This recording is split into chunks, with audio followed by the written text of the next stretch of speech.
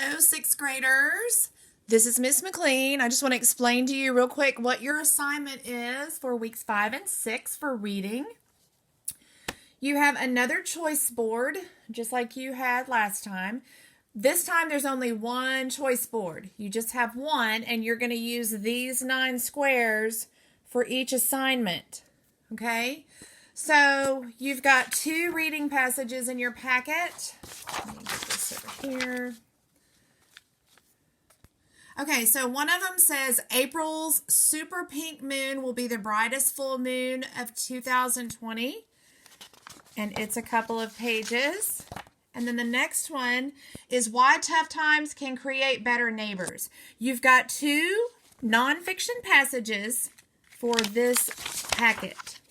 You'll use one for this week and one for next week. Now, according to these directions, let me read them to you and I'll go over all of these squares. Choose any 3 squares for the week of April the 20th and choose any 3 squares for the week of April the 27th. Now, this is where I want to make sure that everybody understands what they're supposed to do. When you are doing these assignments, I am A-okay if you write them on notebook paper. I am certainly fine with that.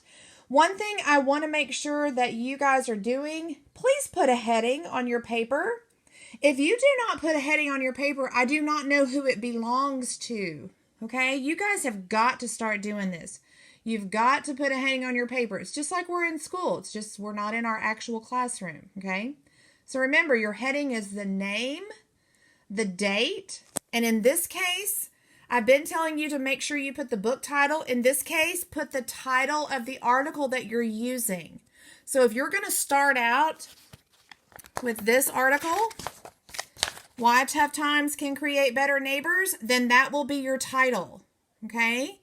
If you're going to start off with the other article, April's super pink moon will be the brightest full moon of 2020, then that will be your title. Okay? Another thing, you have got to let me know which one of these you are doing. If you're going to do 3 for this week and you're going to do 1, 2, and 3, perfect. Then you're going to write number 1, main idea. You're illustrating a picture showing your understanding of the main idea from the passage that you read.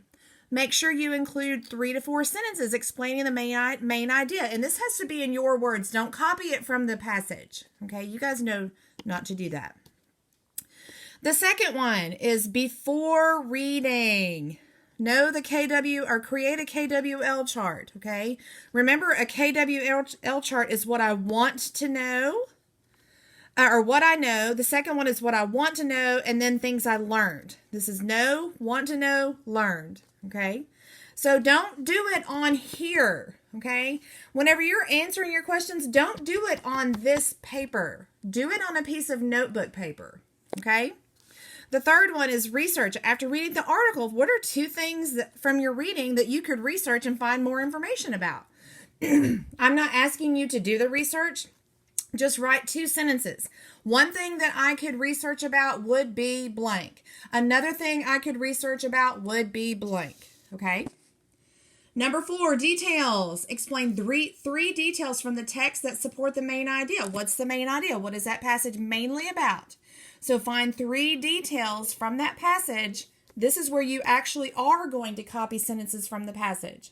Okay? So if you're going to do this one, make sure you put number 4. And you're going to write 3 sentences. You're going to explain what they mean. Write the sentences from the passage. Explain what they mean. Okay? Number 5, this is a quiz. Create a 5-question quiz over the passage.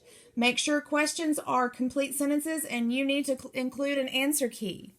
If you are going to do a multiple choice quiz where you have A, B, C, or D as answer choices, make sure you include the key that's going to let us know which one is the correct answer choice. Okay? Again, you still need to put number 5 on your paper when you're writing your quiz. Number 6, main idea. What was the most important information in your reading?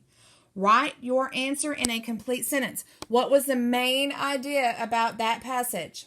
Whatever it is, write it in a complete sentence. Do not copy a sentence from the passage. That will be incorrect. Okay, write it in your own words.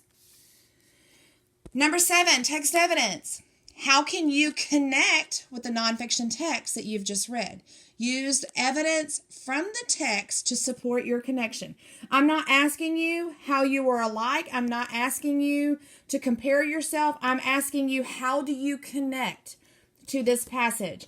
What does it make you think of that reminds you of maybe something that you have done or that you would like to do? How are you connecting with that passage? If you're going to do the one about the pink full moon, maybe you like to watch full moons. Maybe you'd like to do some research about full moons. That's how you're connecting, okay? Make sure that you provide text evidence from the text to support your connection. If you have any questions about how to do that, please contact me. Informational summary. Write a 3 to 5 sentence paragraph about what you have read from the informational nonfiction passage. Be sure to use your own words when writing. Do not copy anything from the passage. That would be a big fat no-no, okay? If you need help with writing a summary, please contact me. Guys, you know I can help you with this. A good summary, beginning, middle, and end, right? Okay. And last but not least, here's another summary. Oh, look at there. Read one section that has a heading, right?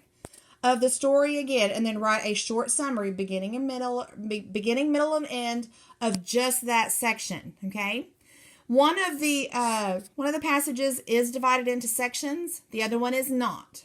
Okay. So if you choose the one that is not divided into sections, then you just need to write it about one paragraph. Basically, you're summarizing a paragraph or a section. Again, if you have any questions about anything, just let me know. Okay. Now, one last thing. You guys are in the 6th grade. You need to be able to turn this work in without bothering your parents. You guys know how to do that. If you want to do this on Google Docs or on Google Slides, perfect. Make sure that you put your name in the title box. Up in the top left-hand corner where it says untitled document, put your name there, please. Also, give your document a title. Okay, this would be week 5 or week 6, whichever one you're doing. If you want to do them together, you most certainly can do that on one Google Doc or on one Google Slide presentation, or you can do them on one sheet of paper. If you're going to do it on paper, please use ink. You guys are doing a good job getting this stuff done, but some of you are writing so light in pencil, I'm straining my brain trying to read it. So let's do this. You have Miss McLean's permission to do this work in ink. You can do it in felt tip. You can do it in ballpoint. I don't care. I just got to be able to read it. You know, I'm old. I can't see stuff very well. I have to be able to read your work. Okay? Please, please, please, if you have any questions about any of this, please give me a call or email me or send me a dojo message, or you can send me a message through Google Classroom. Okay? Again, let's get this work done. We are still in school. We're just not in the building, okay? I love y'all, and do not hesitate to ask me if you have any questions.